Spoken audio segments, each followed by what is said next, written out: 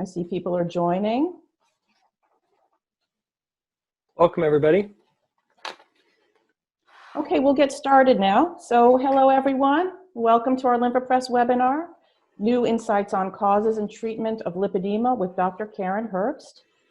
And Dr. Karen Herbst is one of the world's foremost experts on lipedema and fat disorders. And we are so privileged to have her with us today to hear her insights on how lipedema develops, how to control it, and how to improve quality of life for lipedema patients. First, some housekeeping. Everyone but the panelists is muted. So if you have questions, please send them to us by typing them into the Q&A box that you'll see at the bottom of your screen. We'll be reading the questions as they come in, and we'll answer them if time permits at the end of Dr. Herbst's presentation. And I also have some questions that were submitted in advance, and we'll get to those first. And now I'd like to introduce Eric Ansart, President of LymphoPress USA Distribution. Eric launched this terrific webinar series in the USA, and he'll introduce Dr. Herbst to us. Great, thank you, Deborah. And welcome, everybody. Thank you for joining us today. I've had the privilege of participating in a number of the webinars that Dr. Herbst has presented for us, and every time I walk away with a lot of information besides just a overwhelming feeling I'm probably talking to one of the smartest people I've ever had a chance to talk with.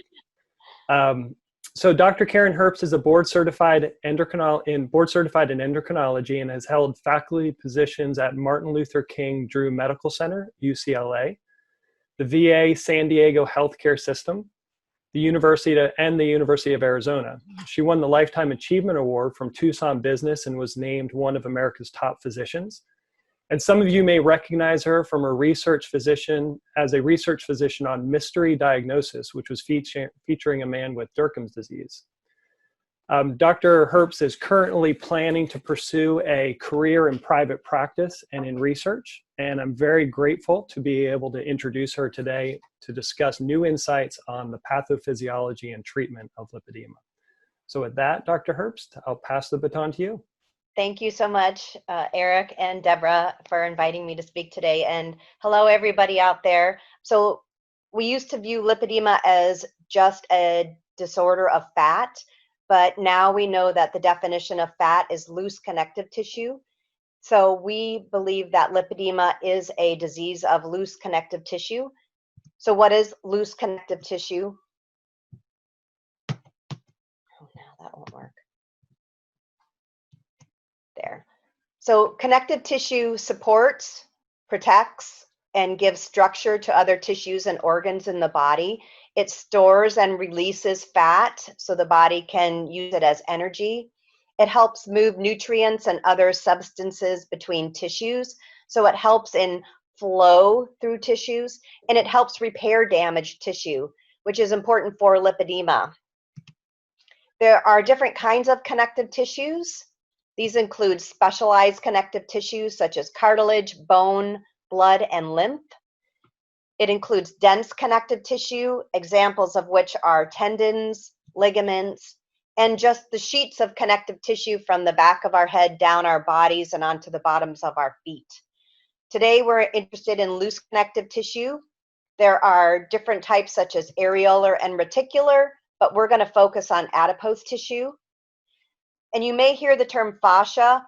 There's no real good definition for fascia that I could find, but we use it interchangeably with connective tissue. And fascia is basically a continuum of connective tissues working together for the health of the body. The main components of connective tissues are cells or extracellular matrix components. The extracellular matrix components include fibers such as collagen and elastin. There are proteoglycans, which are essentially sugar molecules bound up to proteins. And these sugar molecules are called glycosaminoglycans. They bind up water and sodium and form a gel. There are also other glycoproteins that are important in interactions with the extracellular matrix fibers. And there's also free tissue fluid. So fluid or water in the extracellular matrix can be bound up to glycosaminoglycans, or it can be free in the tissue fluid. This is a better picture of that extracellular matrix. And on the top you have skin, then you have your extracellular matrix bound to a tendon. And you can actually look this up online. It's called Strolling Under the Skin by Dr. Gimberteau, who's a hand surgeon from France. You can see this matrix of fibers here, and in between the fibers are spaces, which he calls microvacuoles. And it's in those microvacuoles that you find your glycosaminoglycan gel, as well as your free fluid. So let's look at lipedema now as a loose connective tissue disease. So now you probably don't see just fat. You're thinking more now of connective tissue. And the problems in the connective tissue in lipedema include fibrosis and edema. The arms and legs are disproportionately affected compared to the trunk. And the hands and feet are unaffected, making lipedema different from lymphedema. And the fact that you cannot see free-flowing fluid in the lipedema, loose connective tissue, differentiates it from lymphedema. However, women with lipedema are at high risk for developing lymphedema, especially when they develop more and more lipedema tissue on their bodies. I wanted to say one thing about pain. So many women with lipedema have pain when something or someone touches their tissue. But in the 1951 Wold, Allen, and Hines paper, which is one of the first 2 papers on lipedema, only about half of the women had pain or tenderness. So my question is lipedema always painful? And you may see the term in the literature called lipohypertrophy, and this is supposed to be lipedema without the pain or edema. And I think that this term needs to be better defined, but I think we need to spend some research trying to understand what are the differences between lipedema and lipohypertrophy, and why do women with lipedema develop pain and edema and other women do not. We talk about presentations of lipedema as stages. So in stage 1, the skin is flat, but there's a thickened hypodermis of loose connective tissue. It can be whitish in color, and there are pearl-sized nodules. In stage 2, fibrosis becomes very prevalent in the skin. You get this irregular mattress-like pattern, and there are larger masses, so pearl-sized or nut-sized or apple-sized. And in stage 3, you get lobules that form. So there are indentations or folds in the skin, which is not good, as that will inhibit lymphatic flux. The tissue becomes very heavy. The masses are much larger. Numbness can occur in the tissue, and lymphedema becomes common. This is a picture of a woman's arm with stage 3 lipedema, and you can see the amount of lipedema tissue on her arm, but her hand is completely unaffected, making this much different from lymphedema, where you see swelling of the hand. And that delineation between the normal tissue and the lipedema tissue is called a cuff here, and you can get a cuff also at the ankle. Fibrosis that develops in lipedema can develop either in that gel space, in that microvacuole space, or fibrosis can develop in the fibers themselves, so the collagen and the elastin fibers and other fibers. So this is a picture of fat tissue from a woman with lipedema from her thigh, and you can see the adipocytes are those empty spaces, and in between you have this pink stuff, and that pink stuff is the fibrosis, but it also is necrotic fat cells shown here and here and here. So there's a lot of death going on in this tissue. There's a lot of fluid that's been here, developing inflammation resulting in fibrosis. We don't see that fibrosis as prevalent in other areas, but you can see there are more connective tissue fibers in between the cells here. There are some enlarged blood vessels, and there's also this white empty space here, and it's in that white empty space where we find fluid, and we think the glycosaminoglycan bound fluid resides. Dr. Herbst, Yes. can I interrupt you for just a second? Yes. I'm getting some messages that people can't hear. So everybody out there, can somebody let me know if you can hear now? I have somebody writing, no, I cannot hear anything, and I am not the only one. So if that person who is a friend of mine can please answer if you can hear or Deborah, not. I'm hearing on a line pretty well, so I don't see Okay, everybody any can issues. hear. Now everybody can hear fine. So so we can forge ahead. Okay. Okay, so back to here, screen share. And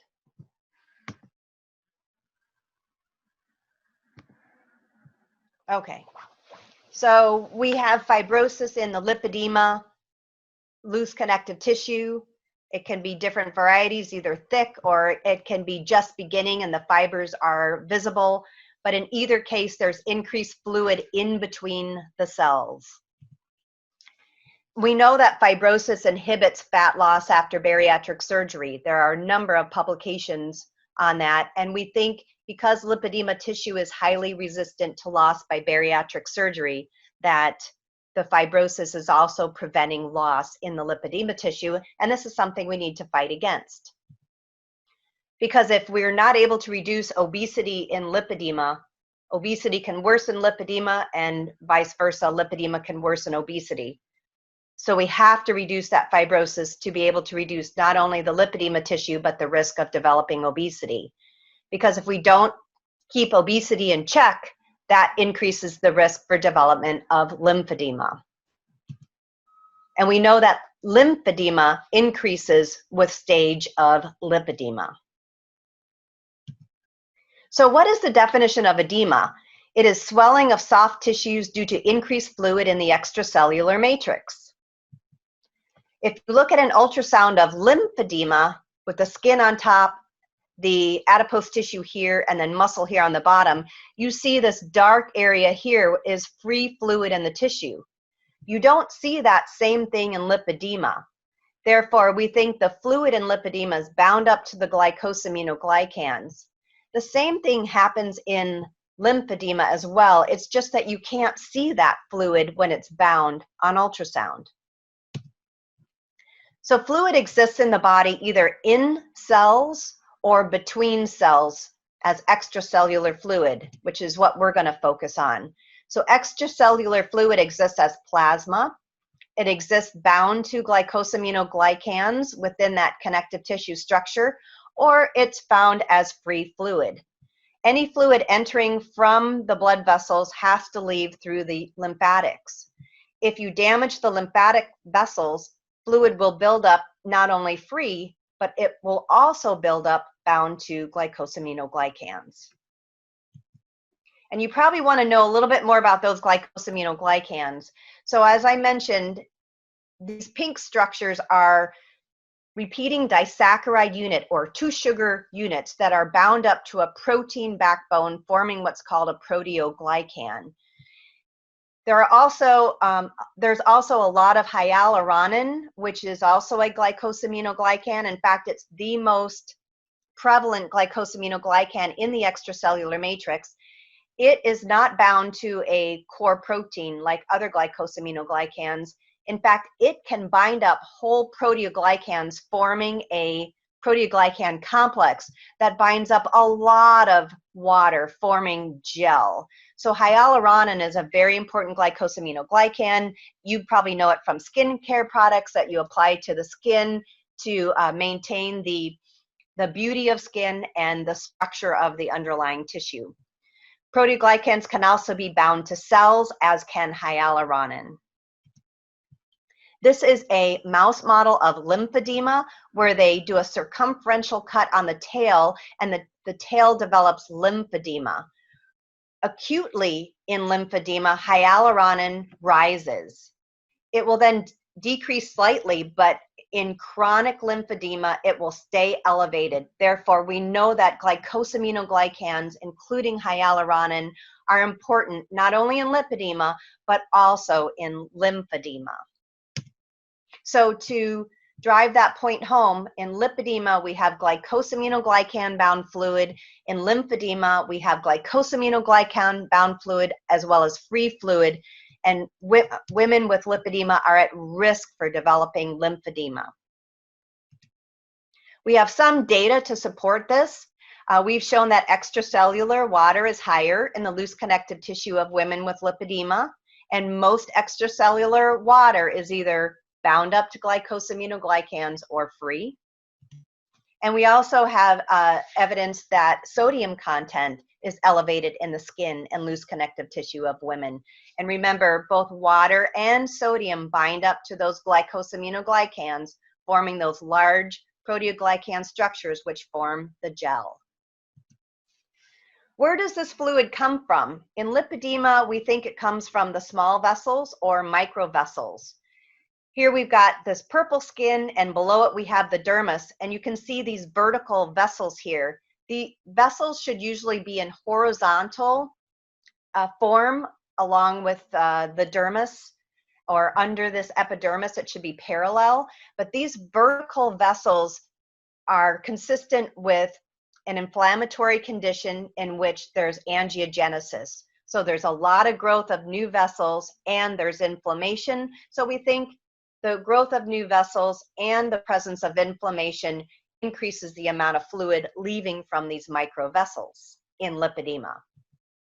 We also looked into the fat tissue, and we found these structures in about 30% of women. There are multiple blood vessel lumens here. You can see that the lumen is quite enlarged, and therefore we think there is angiogenesis going on, so more blood vessels to add more fluid to that extracellular space, plus dilated vessels that aren't functioning normally and are also losing additional fluid.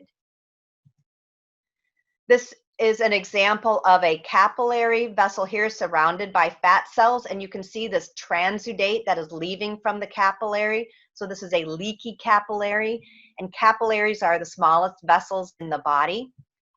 This capillary is also has a thickened wall, suggestive of inflammation and fibrosis. And the postcapillary venule right here was also dilated, suggesting that there is excess fluid not only coming from the capillary in lipedema, but also from this postcapillary venule. And that can happen when there's venous hypertension, but also allergies and increased histamine or inflammation. There is a study showing that vascular endothelial growth factor levels are higher in women with lipedema. And when you have higher levels of VEGF, this causes angiogenesis to occur, or formation of new vessels. And unfortunately, these vessels are leaky. So having high VEGF levels isn't great if you're trying to prevent fluid moving from the intravascular space into the tissue. We've also shown that macrophages are higher in the skin and loose connective tissue of women with lipedema. And while macrophages are important to repair, they can also inflame tissue, resulting in leaking microvessels. It may be that women with lipedema have a connective tissue disorder. We have found that about 50% of women have hypermobile joints, and we have seen not only classic Ehlers-Danlos syndrome in these women, but classic-like Ehlers-Danlos and also Ehlers-Danlos hypermobility spectrum disorder. And we know the genes for these two, but we don't know the genes for this one, and more work is being done in this area. Once we find this gene, we could test women with lipedema to see if they have mutations in that gene as well. But if you have a connective tissue issue, then your blood vessels may not be functioning normally, and therefore increase the risk for leakage of fluid into the interstitial space. I wanted to tell you about compliance. I think it's important if you're working with pumps that you understand compliance, and compliance is the change in interstitial fluid volume over the change in interstitial pressure.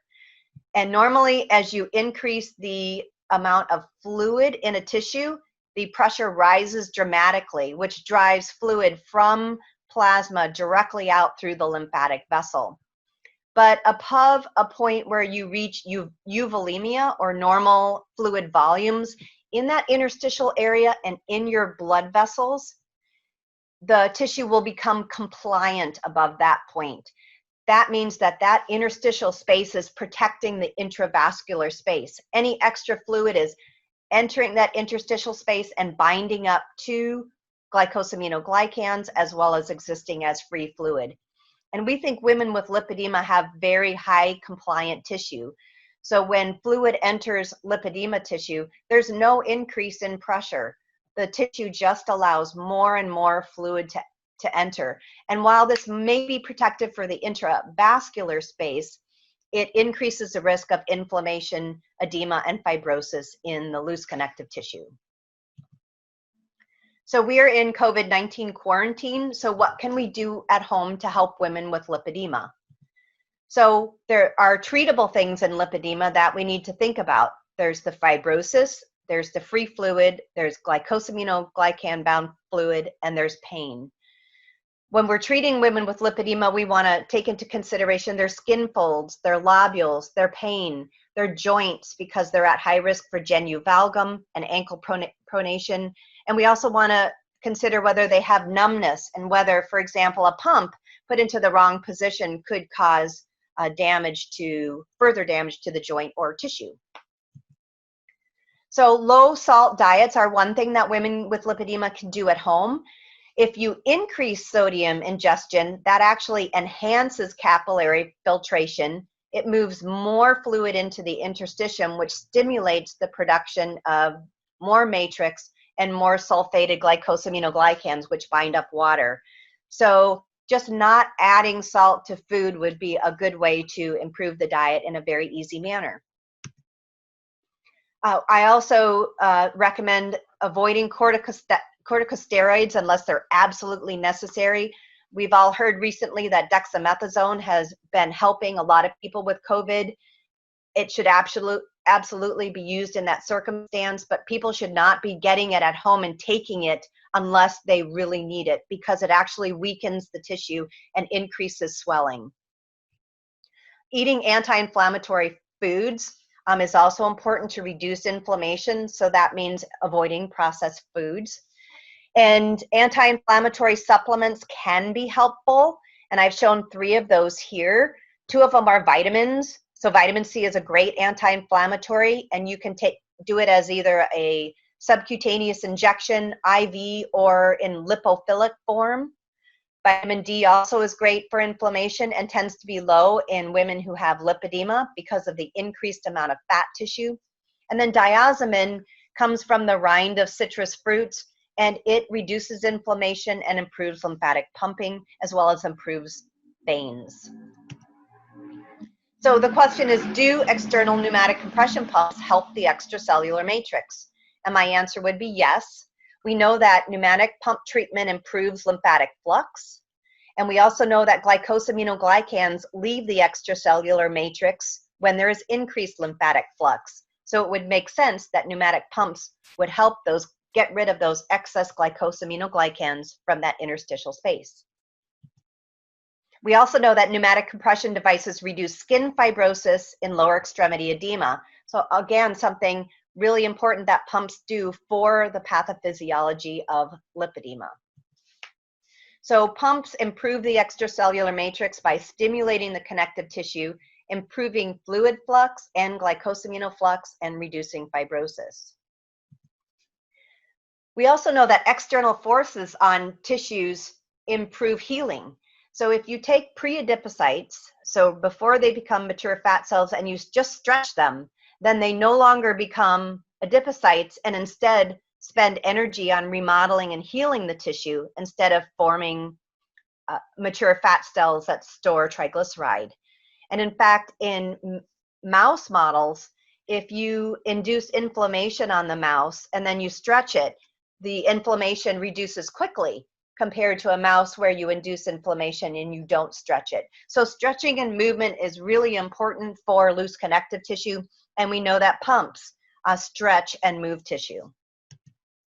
In order to maximize pumping, there's a lot of things that you can do before you recommend your patient use their pump. For example, whole body vibration will loosen up that glycosaminoglycan gel and make it more liquid so that you can pump it out. Any kind of exercise, deep tissue treatment such as myofascial release, use of gua sha tool or massage, bouncing up and down in place, squeeze and release moves like you would do in yoga, or even the dead cat shake, where you shake the arms and legs, is very effective at moving lymphatic fluid.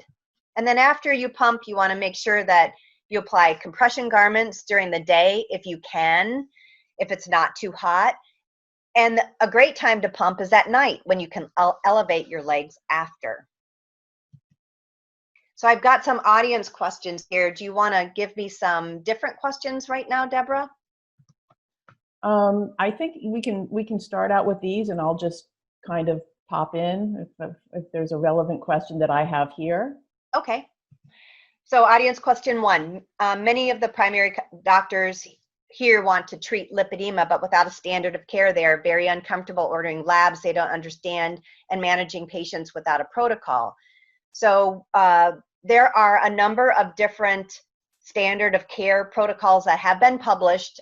We are actually working on one. We had a meeting last year in 2019 at the Fat Disorders Resource Society meeting, and we are writing up our consensus right now. But Germany has a consensus. Spain has a consensus. There's a consensus paper on liposuction, which has a lot of good information out of Canada. And there are a number of other consensus documents that are coming out. So hopefully we will remedy this situation. Can you discuss any labs that can be ordered for a person living with lipedema?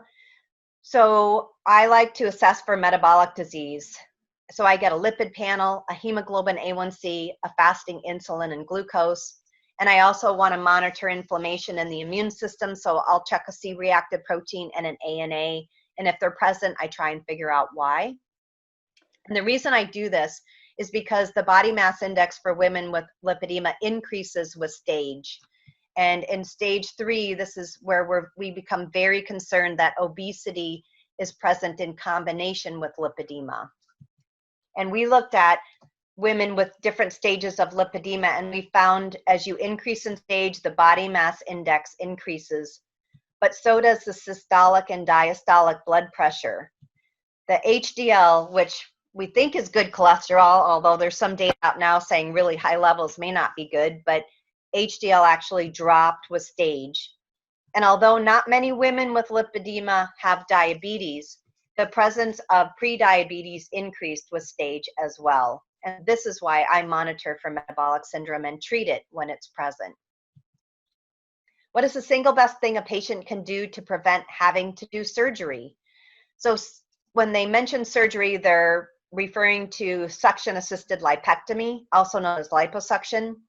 And this is medically necessary for patients with lipedema who have tried to lose weight but are unable to do so even by bariatric surgery, have mobility issues and pain, and have metabolic disease. Manual therapies, exercise, compression, etc., can help with pain and improve tissue structure. But once that mobility is limited and a person is no longer able to remove the fat tissue by any other means, then suction-assisted lipectomy becomes medically necessary. So I think the single best thing to do to prevent the need for that surgery is to maintain weight or lose connective tissue. And I think this is upon us as medical providers to figure out how women with lipedema can do it. And our focus should be on reducing the fibrosis and edema in the tissue. Do you advise patients to shy away from bariatric surgery and pursue liposuction? So if there is obesity fat or fat that's not lipedema and it's causing problems with blood pressure, blood fat, blood sugar levels, then of course bariatric surgery is an option.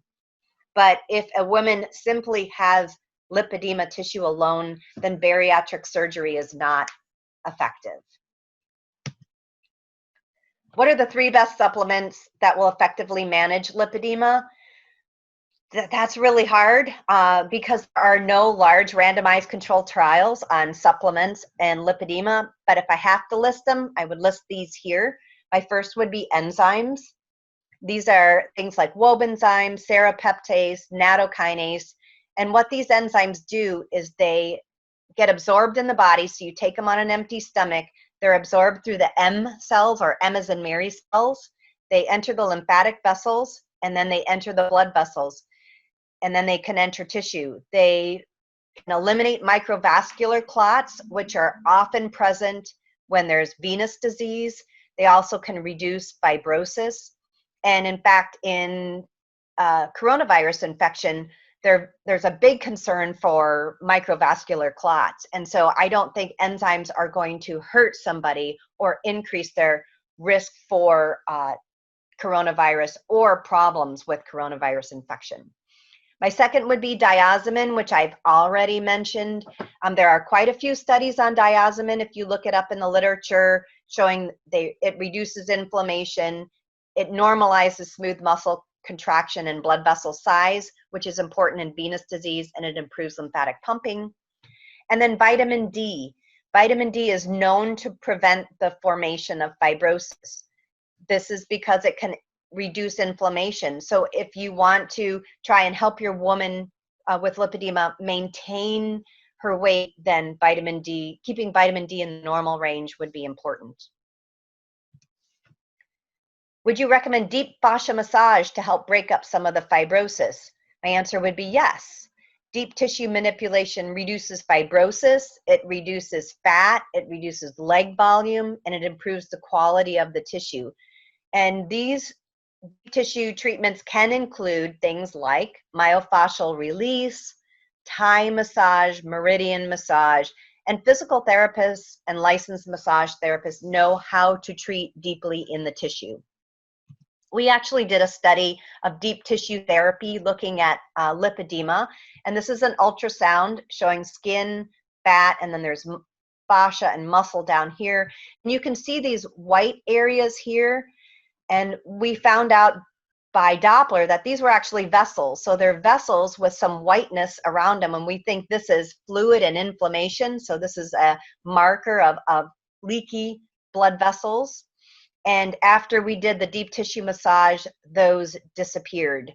So deep tissue massage improved the tissue structure, in part by improving the microvessels that were within that tissue. We also found that the fascia, or the dense connective tissue, had these breaks in it. And we don't know if this is because there's edema in the tissue or there's a deformation of the fascia. But after we did the massage, you can see that the fascia structure looked much more normal within the tissue. Does treatment for someone with both lipedema and lymphedema differ? The answer is yes and no. So compression level is usually higher in lymphedema than lipedema. You also may need to wrap the limbs in lymphedema to reduce the fluid volume before putting on a compression garment. And this also requires manual lymphatic drainage therapy to reduce the fibrosis. And this is something we usually don't do wrapping for lipedema. Weight loss helps both. Sequential pneumatic compression pumps help both. Eating healthy is important for both, and exercise is important for both. Can you decrease interstitial fluid in the extracellular matrix? The answer is yes. So sequential pneumatic compression pumps, manual therapies, exercise all help. And you want to combine this with trying to reduce the fibrosis, because that fluid is going to come back. So consider enzymes, anti-inflammatory supplements and food, liposuction, weight maintenance or loss, and deep tissue therapies. Can compression garments that are too tight cause more issues? I have varicose veins and have been wearing 20 to 30 compression religiously for the last month or so. So yes, compression garments need to fit correctly and not bind the tissue, especially around the ankles, knees, groin, and other area. And I think this applies for the pump as well. And I think we have to be very careful in our ladies who have stage 3 lipedema, because they may have numbness and may not notice that compression garments bind, or that pumps are squeezing them in the wrong way. And I think finding a good compression garment fitter is golden. I mean, there aren't a lot of compression garment fitters. You should be able to find at least one in every city though. And I think they know how to tell you to find the right garment, and they can also recommend garments that have Velcro, which adds the ability to adjust compression levels. And then putting inserts such as sponges or swell spots in unique areas like the cuffs at the wrist or the ankles can actually reduce damage that can be caused by compression garments. How much volume can fibrosis take up? Would it be possible to diminish circumference by diminishing fibrosis? So we know that fibrosis is the excessive deposition of the extracellular matrix. And this is a paper that looked at the thickness of the subcutaneous tissue or the skin in lymphedema, and they biopsied these different areas. And you can see that the thickness of the subcutaneous tissue with fibrosis could reach over a centimeter, so 10 millimeters in size here. And skin could reach, actually it reached up to greater than 2 centimeters. And in the skin thickness actually was greater than 4 millimeters. So yes, fibrosis can increase the size of the skin and subcutaneous tissue. And yes, it can be reduced with manual therapies, pump therapy, compression therapy, exercise, and eating healthy and taking in anti-inflammatory food. I also want to mention this far infrared radiation thermal therapy. It has shown improvements in lymphedema tissue, and I'm sure people have heard of infrared saunas, so this is in that same spectrum. And this particular therapy reduced fibrosis, circumference, improved skin elasticity, reduced the dense material within the tissue. And after treatment, patients with lymphedema said their tightness was better, their limbs were not as heavy or solid, their pain was down, discomfort was down, their numbness improved, and their quality of life improved. So I think looking at different therapies for lipedema and lymphedema is important, and this could potentially be one of them.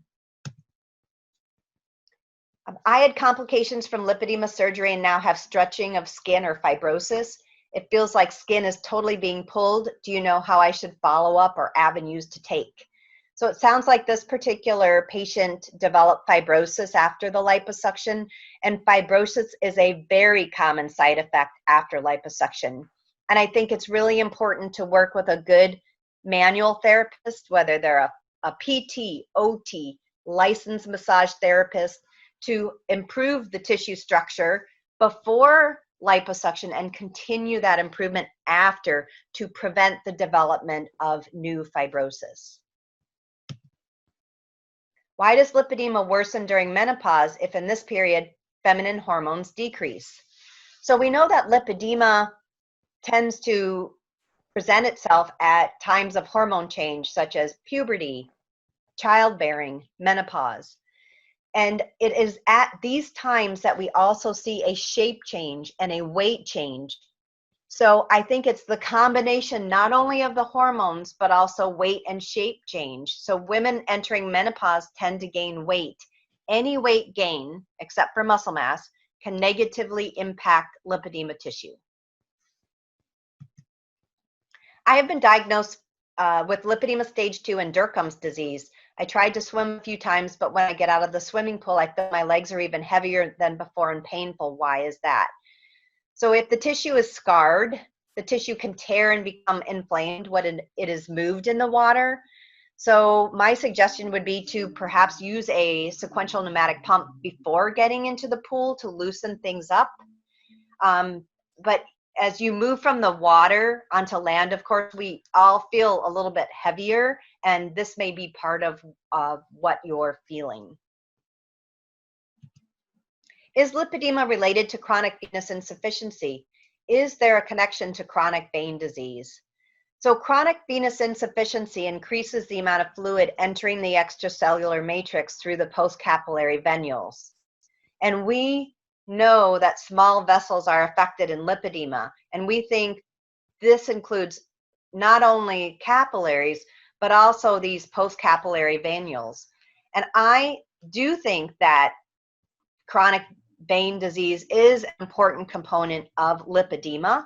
And I think it's not just the large refluxing veins that are important, but also smaller veins as well. And I think that there's a lot of research that needs to be done on small vein disease. So most of the research is done on large vein disease that you can treat. So we need more work on these small veins, especially these postcapillary venules, and how they contribute to lymphedema and lipedema. Aside from circumferential reduction, what other results should a patient expect from non-operative treatment methods such as pneumatic compression? So I've mentioned a number of these. So reduction of fibrosis is one of the things that we're looking for, especially of the skin. A reduction of pain is common after using a pump. There's a lighter feeling to the legs, so they don't feel as heavy, they don't feel as dense, and a lot of patients say that they have improved mobility after they use a pump.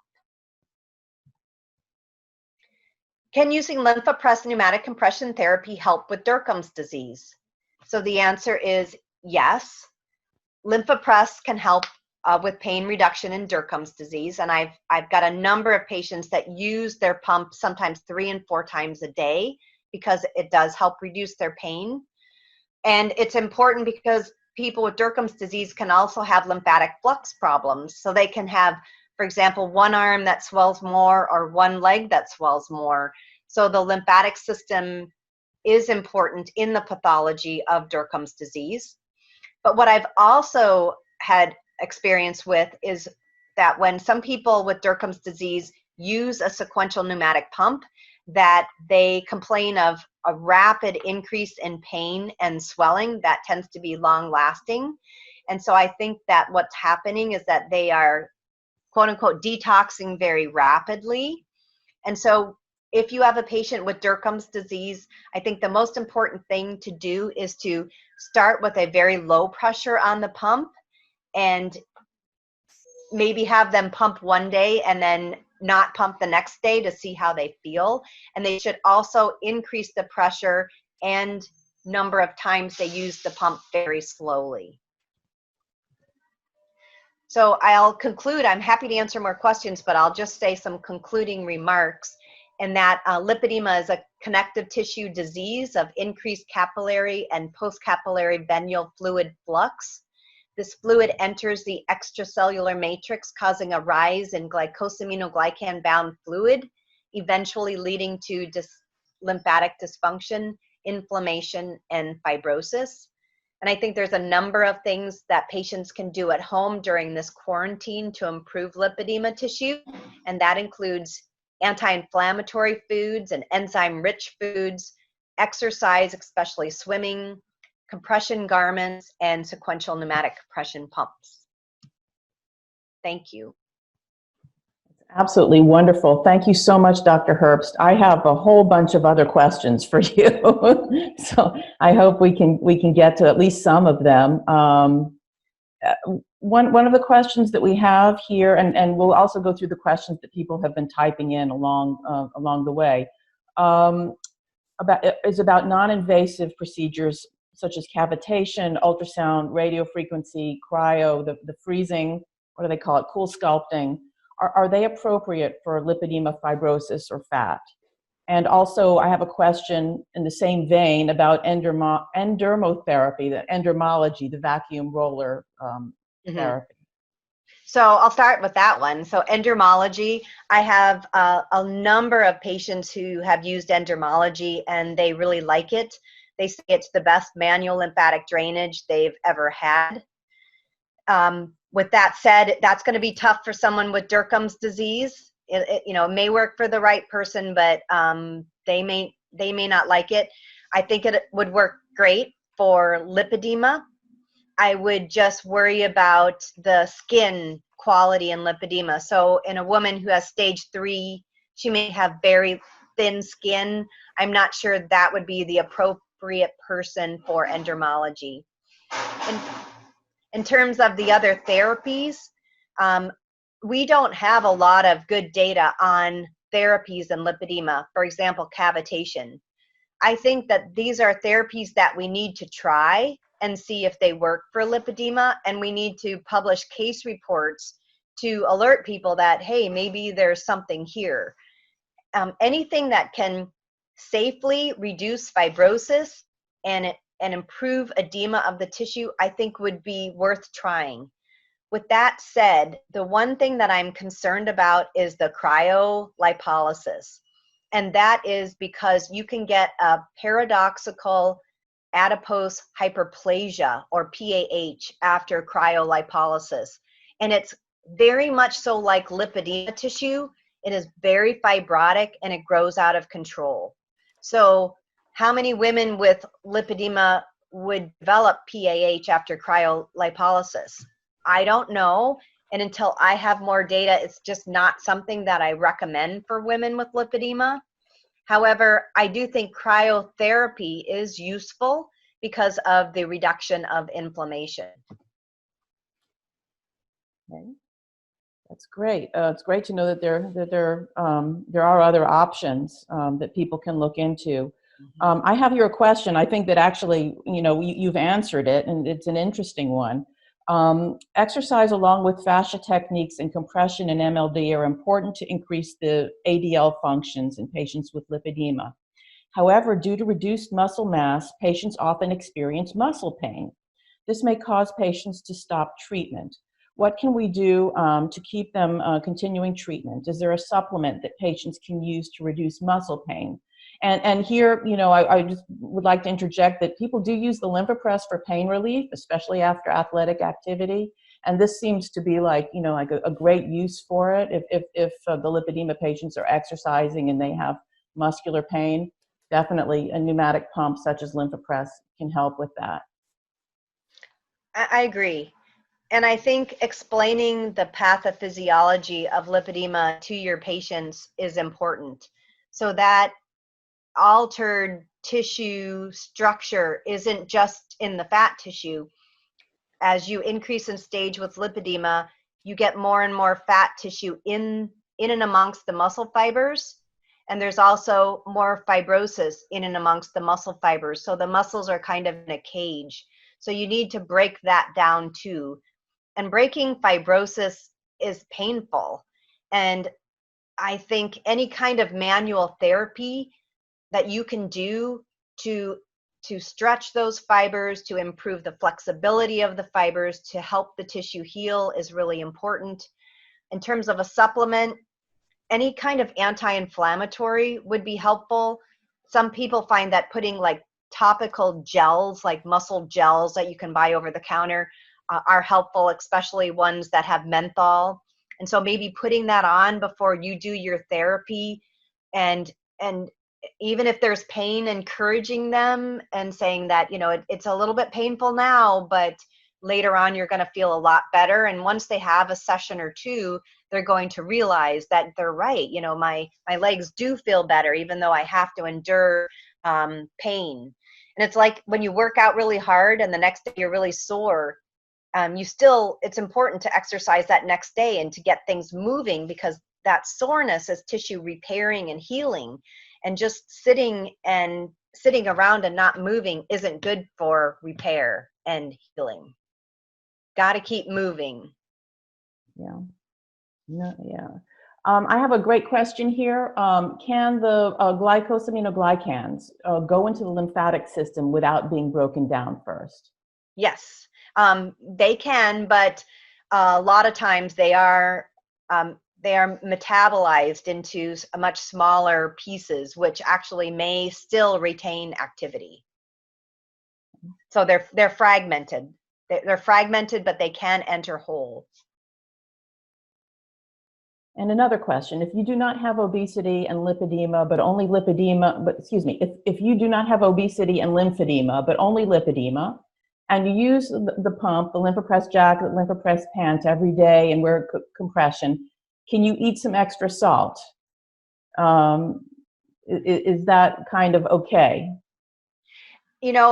Everybody is an individual. And I think, for example, patients who have low blood pressure or postural orthostatic tachycardia or an autonomic nervous system that isn't functioning very well, they tend to eat salt to help them maintain functioning of their nervous system and their blood pressure.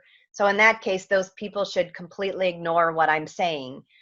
But I think some people can eat salt without a problem. If you're maintaining the health of your tissue and you know your body better than anybody else, and eating salt isn't impacting you, then, you know, by all means, you can continue your lifestyle. There must be something different that we need to do to help you lose your lipedema tissue.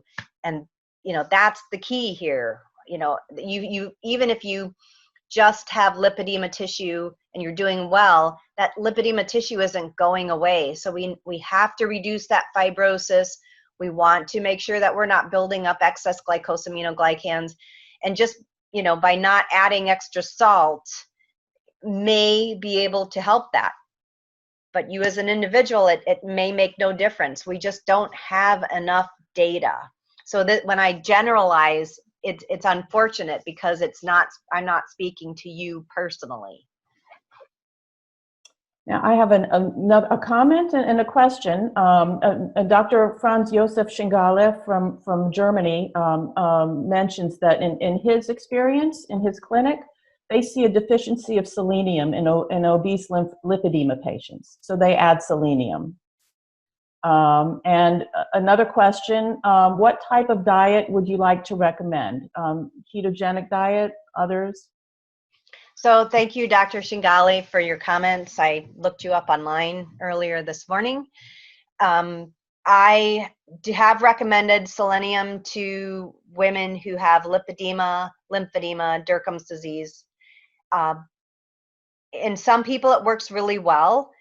And in some people, because they have normal selenium levels, they are at risk for developing too high levels of selenium in the body, and that can increase the risk for metabolic disease. There are some areas of the U.S. that have low selenium, and there's others that have higher selenium, and we also get a lot of that selenium with our food. So I really like it. I would just like to have a better way of monitoring it. For example, if you have someone with a normal blood selenium level, you want to give them some extra selenium. You know, how much do you give them? How often do you watch them? And is there really improvement in the lymphatic system if your blood level is normal? So these are a lot of questions I have. But with that said, selenium is one of the most studied minerals. It has been shown to improve lipedema. It's been lymphedema. It's been shown to reduce the presence of cellulitis in patients who have lymphedema. It's a great anti-inflammatory, and you can get it just by eating Brazil nuts. So eating 1 to 3 Brazil nuts a day should not be harmful. In terms of diets, I recommend low processed carbohydrate.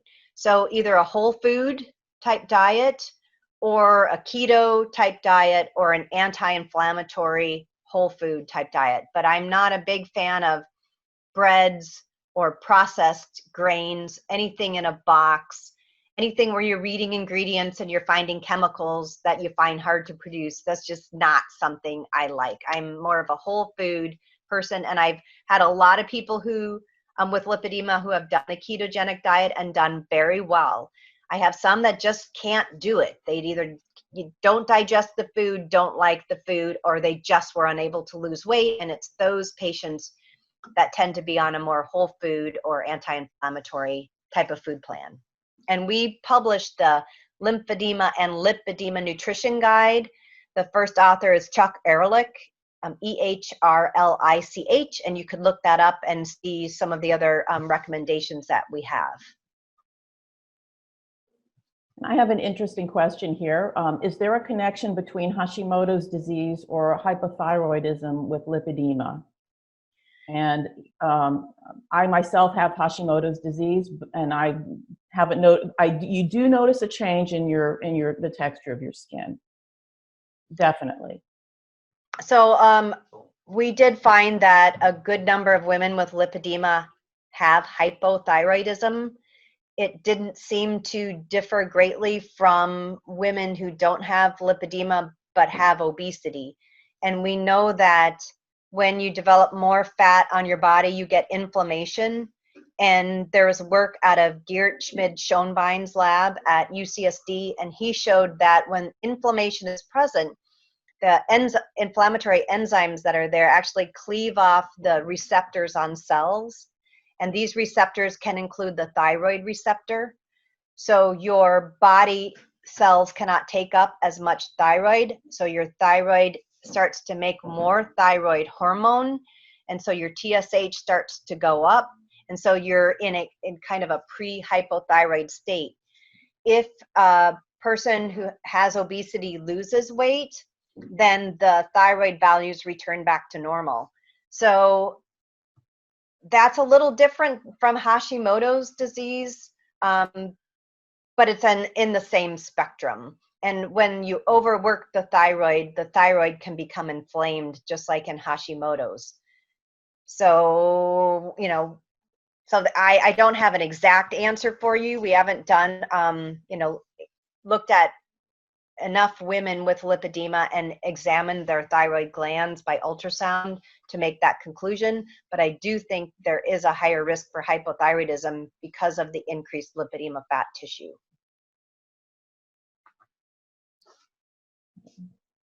Okay, I have a comment from Dr. Shingala from the conversation about selenium, and he says they always control the selenium blood level. Another question, could hormone replacement therapy affect lipedema? So we do know that lipedema develops during times of hormone change, and we have absolutely no research studies on providing hormones to women with lipedema. So I would say there could be a risk, but as we talked about earlier with the menopause, in menopause, women entering menopause can either have this spike in their female hormones, or they can gently glide into menopause and their hormones just slowly decrease over time, or they can have a sudden drop in their hormone levels. And we don't know if women in any of those three groups would be more prone to worsening of their lipedema. And, definitely that's something that needs to be studied. But in my experience, women who are on low dose birth control pills or low dose hormone replacement therapy do not see an exacerbation of their lipedema. Does that mean that it would never occur? No. There could be a woman who you give low dose hormones to and she has an exacerbation of her lipedema.